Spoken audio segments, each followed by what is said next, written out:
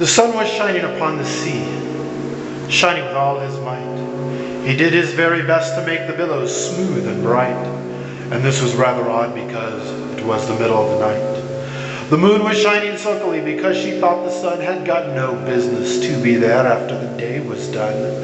How very rude of him it is, she said, to come and spoil the fun. The sea was wet as wet can be, the sands were dry as dry. You could not see a cloud because no cloud was in the sky. No birds were flying overhead. There were no birds to fly. The Walrus and the Carpenter were walking close at hand, and they wept like anything to see such quantities of sand. If this were only cleared away, they said, it would be grand. If 7 maids with 7 mops swept it for half a year, do you suppose, the Walrus said, that they could sweep it clear? I doubt it, said the Carpenter, and shed a bitter tear. O oysters, come and walk with us, the Walrus did beseech. A pleasant walk, a pleasant talk along the briny beach. We cannot do with more than 4, to give a hand to each.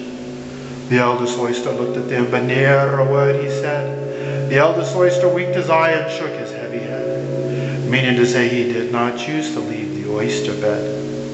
But 4 young oysters hurried up, all eager for the treat. Their faces washed, their coats were brushed, their shoes were clean and neat.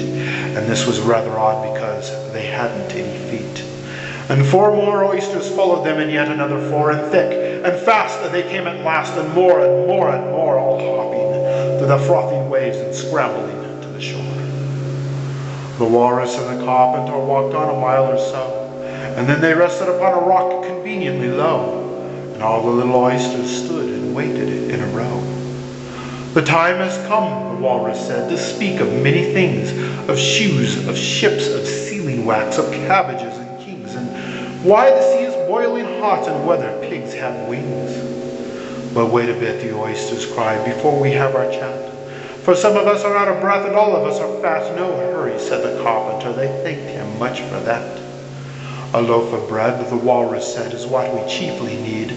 Pepper and vinegar besides are very good indeed. Now, if you're ready, oysters dear, we can begin the feed. But not on us, the oysters cried, turning a little blue. After such kindness, that would be a dismal thing to do. The night is fine, the Walrus said. Do you admire the view? It was so kind of you to come, and you are so very nice. The Carpenter said nothing but, cut us another slice. I wish you were not quite so deaf I've had to ask you twice.